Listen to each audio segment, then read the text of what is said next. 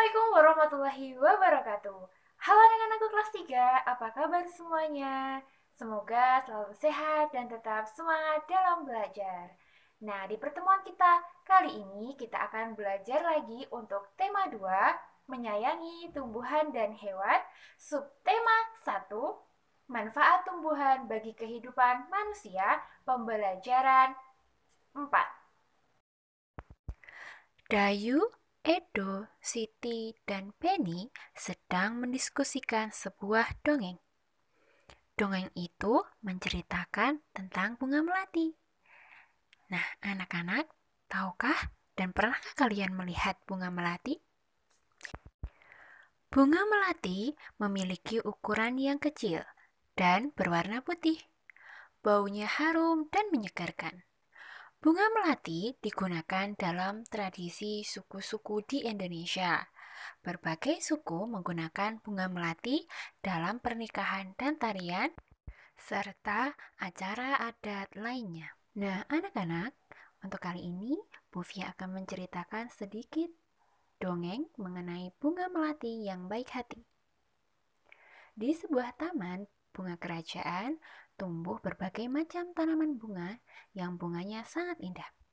Para putri senang sekali memandang dan mencium bunga melati. Hal ini menimbulkan kecemburuan dari bunga-bunga lainnya. Pada suatu hari, putri-putri kerajaan berjalan-jalan di taman bunga. Mereka melihat bunga melati yang putih, bersih, dan sangat harum. Nah, hal itu membuat bunga-bunga lainnya merasa iri dan cemburu. Kemudian mereka bingung, mengapa para putri menyukai bunga melati? Padahal bunga melati itu kecil, berdaun besar, dan batangnya keras. Mendengar kata-kata itu dari bunga anggrek, bunga melati hanya diam dan tetap tersenyum. Senyuman yang manis membuat keharuman dirinya semakin merebak. Udara di taman bunga kerajaan bertambah wangi dan juga bertambah banyak kumbang-kumbang yang datang. Bunga-bunga di taman kerajaan sangat bahagia ketika kumbang-kumbang datang, karena tanpa kumbang-kumbang itu mereka tidak akan dapat berkembang biak.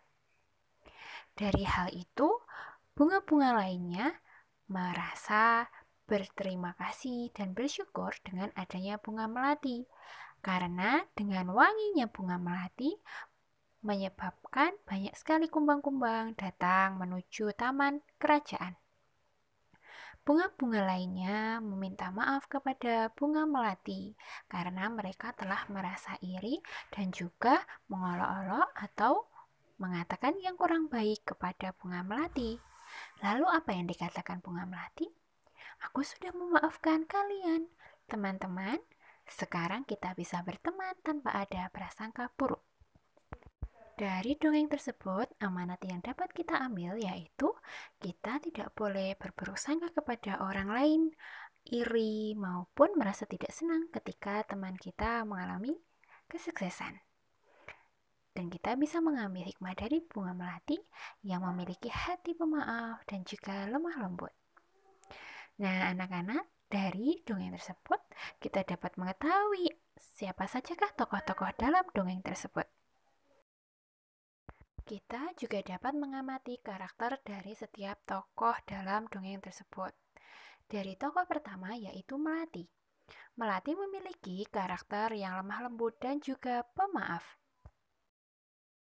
Ada juga bunga sedap malam yang memiliki karakter mau meminta maaf apabila dia melakukan sebuah kesalahan. Bunga anggrek yang memiliki sikap iri kepada bunga melati. Bunga mawar biru yang memiliki sikap kurang baik, yang suka berburuk sangka kepada bunga melati. Bunga melati adalah salah satu tumbuhan yang memiliki banyak sekali manfaat. Dengan keindahannya, bunga melati dapat digunakan untuk menghias ruangan, menghias taman, dan lain sebagainya. Selain itu, bunga melati juga digunakan dalam acara-acara adat tertentu, misalnya pernikahan, upacara adat, tarian-tarian, dan lain sebagainya. Dayu menyukai bunga-bunga, sehingga di rumah Dayu memiliki banyak sekali bunga yang ada di halaman. Dayu sering merawat bunga-bunga tersebut. Nah, pada suatu hari, Dayu sedang merasa bingung karena secara tidak sengaja Dayu telah memecahkan pot bunga kesayangan ibunya. Dayu sangat bingung. Dia ingin meminta maaf kepada ibu, tetapi dia takut jika dia nanti dimarahi. Apakah yang harus dilakukan oleh Dayu? Ya, benar sekali. Dayu harus tetap berani untuk meminta maaf mempertanggungjawabkan kesalahannya. Karena ibu tidak akan marah. Ibu hanya akan memberikan nasihat bahwa Dayu harus lebih berhati-hati lagi ketika sedang merawat bunga. Anak-anak, ketika kita melakukan sebuah kesalahan, kita harus berani untuk meminta maaf. Apapun itu kesalahannya, kita harus bertanggung jawab apa yang telah kita lakukan.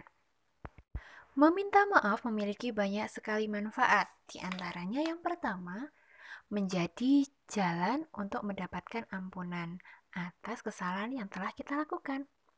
Yang kedua, memperbaiki hubungan yang sebelumnya kurang baik. Dan yang ketiga, menjadikan hati lebih lega dan juga tenang. Sekian pembelajaran kita hari ini, semoga bermanfaat untuk kita semuanya. Tetap jaga kesehatan dan selalu semangat dalam belajar. Wassalamualaikum warahmatullahi wabarakatuh.